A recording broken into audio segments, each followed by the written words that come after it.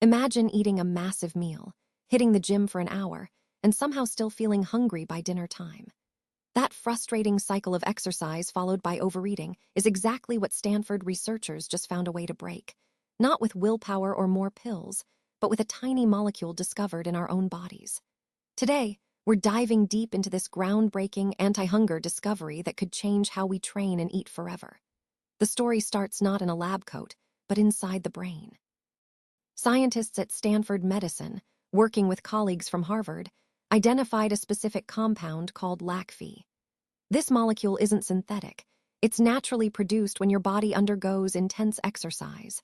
When you push hard, sweat pours, and your muscles burn, your body begins synthesizing LACFI. What makes this fascinating is that the levels of this molecule spike directly in response to physical exertion. It travels through your bloodstream to the brain, specifically targeting hunger centers. Early studies suggest it acts like a natural brake on appetite, potentially curbing cravings better than any known drug, but without the severe side effects associated with pharmaceuticals like Ozempic or Wegovy. The idea is that exercise doesn't just burn calories. It actively signals your body to stop wanting more food immediately after you've worked for it. So, how does LACFI actually shut down hunger? The research points to a specific pathway involving brain neurons. When the molecule reaches its destination, it appears to interfere with the signals that tell your hypothalamus you're starving.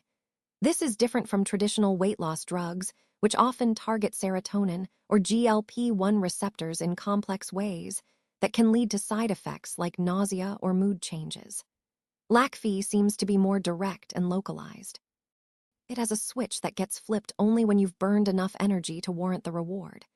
This mechanism offers a unique angle for weight control because it aligns hunger suppression with physical activity rather than continuous medication use. It suggests a future where dieting isn't about constant restriction, but about leveraging your workout intensity to naturally regulate your eating habits over the course of the day. Now here's the kicker, and it challenges some common fitness logic. For decades, we've been told that exercise creates an afternoon slump or a rebound hunger effect where people eat more than they burn. If LACFI is real and effective, this paradigm might be shifting. Imagine training for an hour at high intensity. Normally, you'd expect your hunger to skyrocket by 4 p.m. With LACFI active in the system, that surge could be dampened significantly. This opens up a whole new realm of possibilities for athletic performance and body composition. It means that intense training sessions might naturally protect against the yo-yo effect, where people lose weight through cardio only to regain it with comfort eating later. However, we must also consider that this molecule is tied to intensity. Light jogging probably won't produce enough LACFI to make a dent in appetite. You'd need to actually push yourself hard for it to kick in effectively. What does this mean for you right now?